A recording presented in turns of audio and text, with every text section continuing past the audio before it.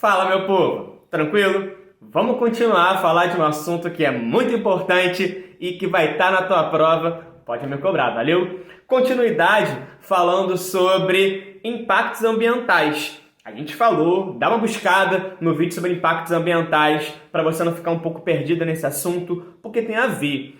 A gente vai falar agora sobre conferências climáticas. Trocamos ideia sobre como a gente consegue interferir diretamente numa dinâmica ambiental e climática, como as nossas ações vão acelerar todo um processo que é natural. Mas aí como a gente vai conseguir resolver toda essa problemática? Aí é quando algumas conferências e acordos começam a ser traçados e desenvolvidos. Maneiro? Mas antes da gente pegar um histórico dos principais, vamos voltar um pouquinho no tempo e ver o antecedente, como a gente chegou nesse ponto. Na década de 60, começava a se rolar um temor sobre uma crise na utilização de fontes nucleares. Não no sentido de gerar energia, mas no sentido de utilizar novamente como uma bomba nuclear.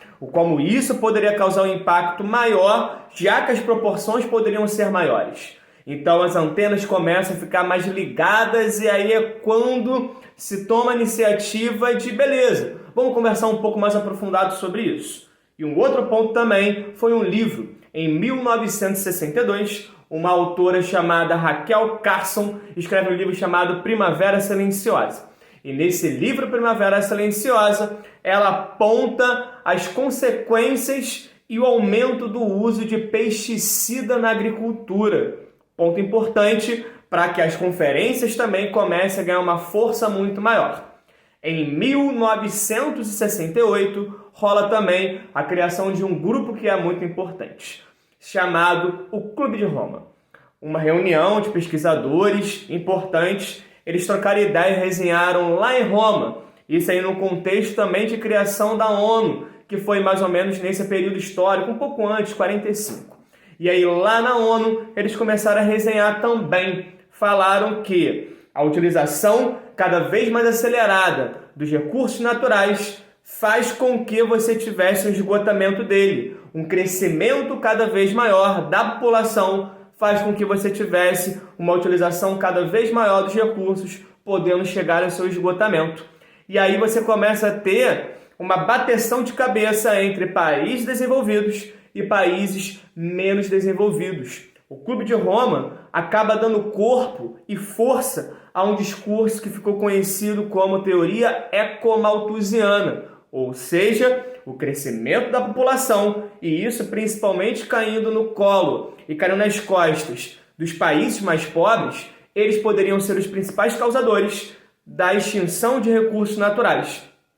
Bacana? E os países menos desenvolvidos já discordavam um pouco disso. Apontavam que a desigualdade social seria o principal fator que levaria a uma crise no futuro e não necessariamente o crescimento da população, já que isso não tem sido visto pelos próximos anos. Tranquilão? E aí rola agora a primeira conferência, o primeiro encontro em 1972, que ficou conhecido como Conferência de Estocolmo. Essa conferência rolou lá na Suécia. Estocolmo, uma cidade lá na Suécia. Bacana? E aí, como havia dito antes, rolou agora ali uma bateção de cabeça, uma discordância entre países mais ricos e países mais pobres.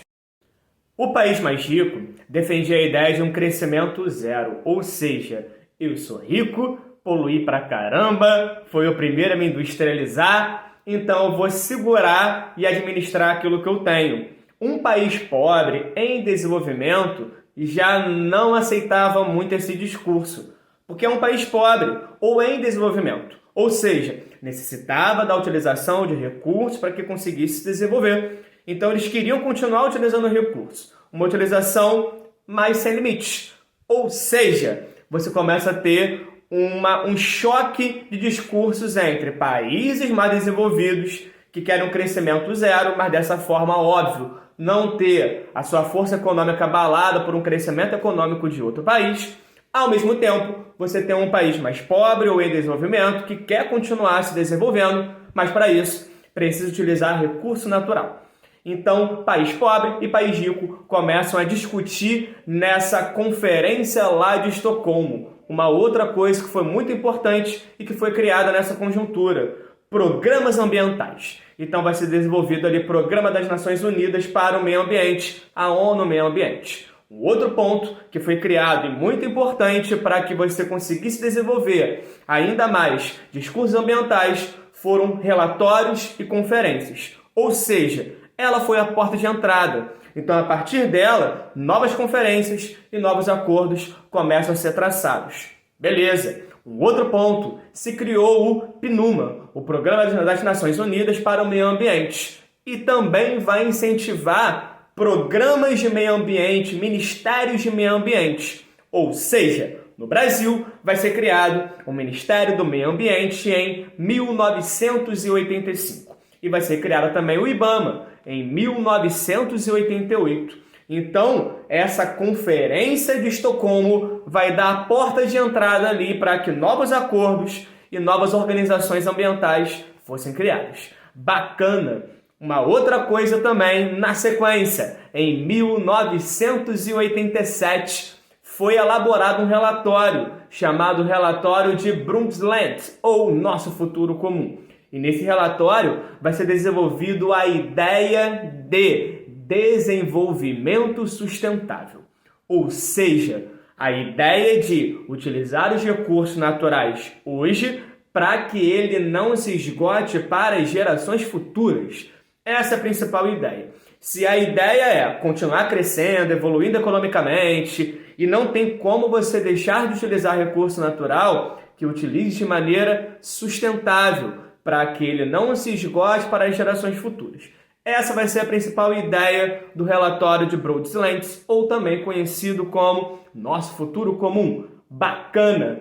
Outra conferência, essa importantona para você, em 1992. Vai rolar a Eco 92 ou Rio 92. Maneiro! Algumas medidas acabam sendo importantes nessa conferência da Rio 92 ou Eco 92. Vamos ver cada ponto ali. Vamos lá, ó. Primeiro ponto, proteger a atmosfera. Então agora, a partir da Eco 92 ou Rio 92, as discussões ambientais e climáticas acabam ficando cada vez mais aprofundadas e mais abrangentes. Ponto 2, contribuir para o combate do desmatamento, da desertificação e também da perda do solo. Ponto 3, prevenir a poluição do ar e da água. 1.4, deter a destruição das populações de peixes. 1.4, promover a gestão segura dos resíduos tóxicos. São pontos importantes e esses pontos importantes estão dentro de uma paradinha que foi definida, que é a Agenda 21. O que é a Agenda 21? Pensa, a agenda você traça planos. Esses planos que você vai colocando, tipo aquele que você coloca no início do ano. Ah, você é uma pessoa mais saudável. Dessa vez eu vou na academia. Então você começa a traçar planos, metas a curto, médio e longo prazo. E esses pontos todos traçados, dentro dessa Agenda 21, são metas que deverão ser cumpridas a médio, longo e curto prazo. Bacana? Agenda 21, que isso vai ser traçado ao longo do século 21. Bacana! Show de bola! Outras discussões que foram definidas dentro da Eco 92 ou da Rio 92, a Convenção da Biodiversidade, ou seja, prevenir e também manter a biodiversidade na floresta, manter ecossistemas. Um outro ponto, a Declaração do Manejo Sustentável das Florestas, ou seja, você colocar em prática aquilo que foi pensado lá naquele relatório de Brundtland, você utilizar os recursos da floresta, sendo que de maneira completamente sustentável, sem esgotar os recursos que lá existem. Um outro ponto que foi discutido, a possibilidade de uma organização de novas conferências. E essas novas conferências ficariam conhecidas como Conferências das Partes, as COPs. Muito importante e algumas delas essenciais para as nossas discussões e daqui a pouco a gente vai falar sobre algumas. E uma outra, Convenção sobre Mudança do Clima. Então, tudo isso, é óbvio, tem como fim deter as mudanças climáticas. E dentre as COPs criadas, a primeira foi a COP1, é óbvio, e ela vai ser realizada lá em Berlim. E nessa COP, que aconteceu lá em Berlim, foi estabelecido metas e prazos para a redução dos gases do efeito estufa. E 2 anos depois, foi proposto a resolução de um relatório, que vai ser conhecido como Protocolo de Kyoto, que vai ser formulado em 97. Maneiro. E aí, chegando lá no Protocolo de Kyoto em 97, qual foi o objetivo principal? Redução dos gases do efeito estufa em 5,2%. Isso principalmente em relação aos países mais industrializados, conhecidos como Anexo 1. Então, essa redução em 5,2% vai ser em relação àquilo que foi realizado de emissões lá em 1990. Maneiro? Então, você tem a redução dos gases do efeito estufa em 5,2% em relação às emissões de 1990. Isso no período entre 2008 e 2012. Maneiro! Esse relatório, de fato, essa redução, esse documento, ele só vai ser colocado em prática mesmo em 2008. E por que em 2008, quando isso vai ser colocado em prática, e mais ou menos também? É porque é quando 55% dos países que somam os gases, as emissões de gases do efeito estufa, de fato vão lá e rabiscam e assinam esse documento. Sendo que ele é também conhecido como um documento, um protocolo que foi importante para a discussão, legal, mas que acaba tendo pouca praticidade. E por que acaba tendo pouca praticidade? Porque ali você não tem nenhum efeito punitivo para quem descumpre essas emissões. Você não tem nenhum efeito punitivo para quem supera aquilo que foi estabelecido de metas de redução de poluição. Então, países mais desenvolvidos continuaram poluindo pra caramba. Estados Unidos acabou se mantendo fora da assinatura desse protocolo. Beleza. Nesse documento também vai ser pensado um bagulho chamado MDL. O que vai ser o MDL? Mecanismos para o Desenvolvimento Limpo. E aí, por essa documentação, por esse mecanismo para desenvolvimento limpo, vai ser estipulado a Conferência de Haia, que vai ser conhecido como COP6. E aí, nessa COP6, é de fato quando esses mecanismos de desenvolvimento limpo começam a ser colocados em prática. E o mais famoso desses mecanismos de desenvolvimento limpo vai ser o mercado de carbono, ou seja, a negociação para poluir. Como assim? Se liga. Estados Unidos, um país muito industrializado, ele obviamente vai poluir muito mais comparado a um país mais pobre, menos desenvolvido, um país emergente. Maneiro. E aí, quando você tem um país emergente, um país pobre, que consegue reduzir as suas emissões de poluição, ele acaba ganhando aquilo que é conhecido como crédito de carbono. Um país mais rico que não consegue estipular e não consegue bater na meta daquilo que é estipulado para ele de redução, ele vai lá e compra esses créditos de carbono de um país mais pobre. E é óbvio, é um país mais pobre, então ele acaba negociando esse crédito, ou seja, esses direitos de poluir que um país mais desenvolvido sempre vai precisar. Maneiro? E isso acaba fazendo com que, ponto 1, um país mais pobre aceite essa grana para o seu desenvolvimento social, naturalmente isso vai acontecer, acaba se tornando uma saída econômica para um país mais pobre e, ao mesmo tempo, um país mais rico, ele com a necessidade de continuar evoluindo economicamente, precisa crescer economicamente e para isso vai poluir mais. E para conseguir conseguir crescer economicamente, ele vai comprar esse crédito de carbono desse país mais pobre. Maneiro? Show de bola! E aí chegou outro, em 2012, a Rio+20, realizado 20 anos depois da Eco 92, que foi também realizada aqui no Rio de Janeiro. E aí lá ficou definido uma paradinha numa reunião lá, que foi a Cúpula da Terra. Lá vai ser abordado financiamentos para aquilo que foi acordado lá atrás na Agenda 21. Ou seja, que o financiamento da Agenda 21 vai ser realizado por entidades públicas e privadas. Outro ponto? Sim, outro ponto. Teve focos temáticos principais. Um foco temático foi a instalação e o pensamento de uma economia verde, ou seja, sustentável. Ponto 2. Uma erradicação da pobreza, ou seja, não pensar só puramente na questão econômica e ambiental, mas também na questão social. Erradicação da pobreza é um ponto também de muita importância e que foi discutido lá na Rio+20. E também um quadro maior de, lógico, desenvolvimento sustentável. Maneiro! E aí chega na COP mais importante que teve, que foi a COP21, que aconteceu lá em Paris em 2015.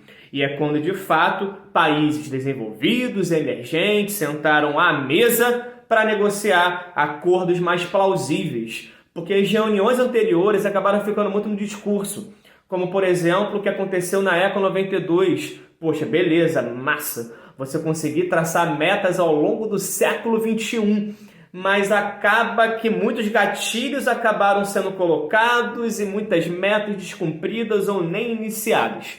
Países desenvolvidos, como Estados Unidos, continuaram poluindo bastante. China, apesar do seu protagonismo atual das discussões ambientais, mas também é um alto poluidor, é o país que mais utiliza carvão mineral no mundo. Então acaba que os países mais ricos continuaram poluindo bastante. E foi agora, pela primeira vez, que países emergentes, pobres e desenvolvidos têm metas a serem cumpridas. Beleza? Então vamos lá, traçando cada um. O ponto 1. Conter o aumento da temperatura global em 2 graus centígrados em relação ao período pré-industrial, que foi de 1880. Olha só, hein? Vou ter que conter o aumento em 2 graus em relação ao período que nem a indústria tinha lá em 1880. Maneiro? Ponto 2. Envolver todos os países na discussão. País desenvolvido, país mais pobre, país emergente, geral vai entrar na discussão. O ponto 3. Apoiar os países menos desenvolvidos. Apoiar os países menos industrializados. É óbvio que um país mais pobre não vai ter a mesma condição de conseguir diversificar a sua matriz para reduzir os seus impactos. Países mais ricos, por serem os principais culpados das crises climáticas, terão que ajudar os países mais pobres a conseguirem bater as metas estipuladas para eles. Maneiro. Um outro ponto, acompanhar regularmente o processo em países e também as metas que cada um deva cumprir. Bacana! E aí onde o Brasil entra nesse pagode? Aí agora vou detalhar aqui, aqui algumas metas que o Brasil é obrigado a cumprir, ou foi estipulado para ele cumprir. A primeira meta. Vamos lá, hein? Respira fundo. Eliminar o desmatamento em todos os biomas até 2030. É difícil? É complicado? É. O atual governo teve reuniões agora na ONU falando que vai conseguir cumprir as metas estipuladas para ele. Vamos ver que bicho vai dar. Mas vamos lá. O ponto 2. Restaurar 14 milhões de hectares em reserva legal e APP entre 2021 e 2030. O que é uma área de reserva legal? É o quanto de vegetação você tem que deixar preservada dentro de um território, dentro de uma área. Ou seja, se você comprou um território dentro da floresta amazônica, você tem que deixar uma porcentagem de reserva legal pelo teu território lá na floresta amazônica. É de 80%. Se você comprou um território dentro da região do Cerrado, você vai ter que deixar preservado uma porcentagem, que é de 35%, dentro da região do Cerrado. Maneiro? E por aí vai. E os outros biomas, 20%. Vamos lá, continuar. O ponto 3. Eliminar os subsídios à utilização de combustíveis fósseis. Complicado? Vamos lá. Quarto ponto. Erradicar os lixões até 2024. Vamos coçar a testa. Ponto 5. aumentar em 2 milhões de hectares áreas de floresta entre 2021 e 2030. E um outro ponto, aqui são alguns, tá? E um outro ponto, eliminar a entrada de novos veículos movidos a diesel até 2030. Ou seja, missões complicadas que o Brasil tem que tomar, mas nessa COP21, que rolou em 2015, não foi a última, mas essa é muito importante para a nossa discussão. Foi a primeira vez que países ricos e pobres, de verdade, têm que tomar iniciativas a médio, curto e longo prazo. Beleza? Meus queridos, esse foi um panorama sobre conferências e acordos climáticos. Espero que tenha ajudado vocês. Beijo no coração, continua com a gente que mais coisa legal tá vindo por aí, tá bom? Dá aquela comentada, curte, comenta se você gostou, comenta se não gostou também e tá bonito. Valeu, tchau, tchau.